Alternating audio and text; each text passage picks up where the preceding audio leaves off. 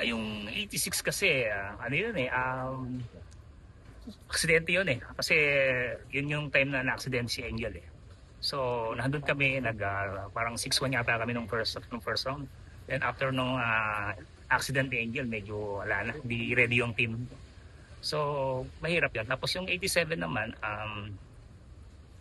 dahil maraming nawala nung 86. Pagdating ng 87, rookie yung setter namin si Nicole Reyes. So, andun din naman si Juliana. Pero ang sabi ko, parang hindi ito yung match na...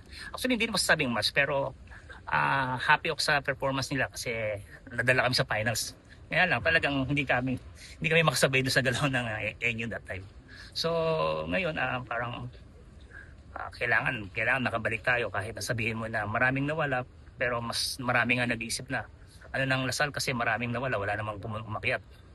So sa feeling ko, sabi ko, hindi naman pala ako yung dami ng players ang kailangan. Ang kailangan lang meron kang 7 players na isa lang yung goal. At yung goal na yun talagang kasama yung disiplina. At yun yung nangyari sa team namin. Nung kasagsagan po nung pag-angat nga ng Enyo nung huling mga 3-4 na taon, ano po yung parang iniisip nyo nung tungkol sa Lasal na may time po bang tingin nyo makakasabay ulit o mukhang aangat na talaga yung Enyo? Actually, yung recruitment ng NU yung mabigat dun eh. Kasi mostly lahat ng blue chip na kukuha ng NU. And then high school, ganun din. High school players pa lang naiipon na sa kanila. So, sa akin lang kasi, hanggat siguro ito yung last source ng recruitment namin sila Angel na yan eh. And then after yung mag-umpisa ulit kami. Tingnan namin kung kailan may hinog. So, depende yun sa bata kung kailan mag-improve, kailan mag-mature.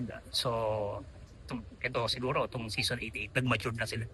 Kaya kami nakabalik dito sa finals. Coach, ayun lang pala po yung tanong, yung sagot ka kanina, sabi niya mahilig kayo magturo. Sino po yung inspiration niyo dun? Tsaka kailan niyo po nalaman niyo na passion niyo pala yun?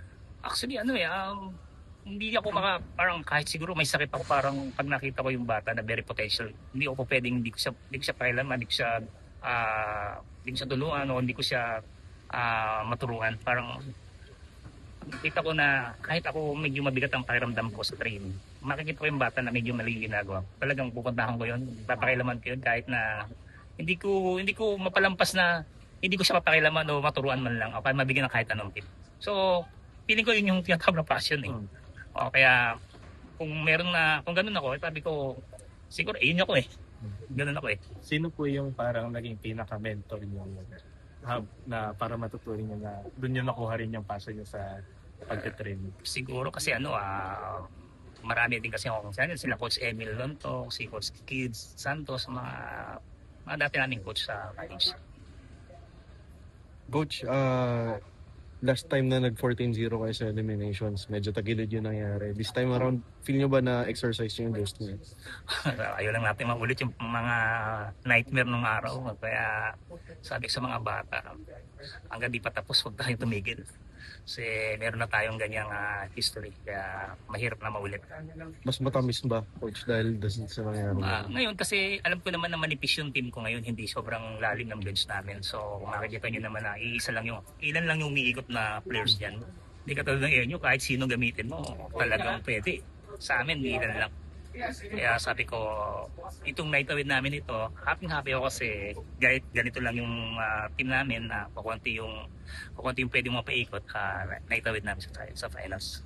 Coach, gano'n niyo pa po katagal at gano'n niyo pa po kagusto yung posisyon na ito para sa bilang head? Hindi naman permanente itong posisyon na to. So siguro, pinag-isipan ko na rin yun. Pero hanggat pinagkakalob sa taas, di tanggapin lang natin kung kaya pa. Kung hindi naman kaya, di magpahinga na.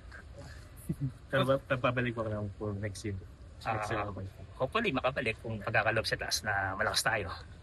Coach, how early or how late into the season yun na nakuha yung kumpiyansa na parang kaya nating i-sweep, kaya nating i-sweep? Actually, wala kaming na-expect na gano'n eh. Basta sabi ko, basta laro lang. Kung sino yung makatapat natin, yung elimination hindi namin, yung first round, hindi namin na-expect na masusweep namin. So, kasi may mga games doon na alanganin yung manalo. Like yung game namin sa UST, yung 2012, maipatawid mo pa ba yun eh? Sabi ko, hindi na tayo yan. Meron na tayong kakampi dito.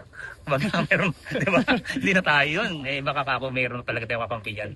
Kasama na natin na sa taas nun siguro. Yun lang ang sinasabi ko sa kanila lagi. Pero coach, sa tingin nyo, ano po yung nagbago sa players niya from past seasons na parang mas gutom sila ngayon, mas determined? Yung disiplina, kasi isa lang yung goal nila. Tapos yung leadership. Nag-mature naman lahat, yung, lalo na yung mga seniors. Yun ang importante kasi yung meron kang seniors na ito yung goal, susunod lang yung mga bata. Mahirap yung marami kang seniors, iba-iba naman yung goal nila. Mahirap yun, marami kang players pero iba-iba yung goal. So hindi isa. Hindi magkakatuma-tuma yun, parang magulo yung team. Ngayon isa. Alam ko isa yung goal nila.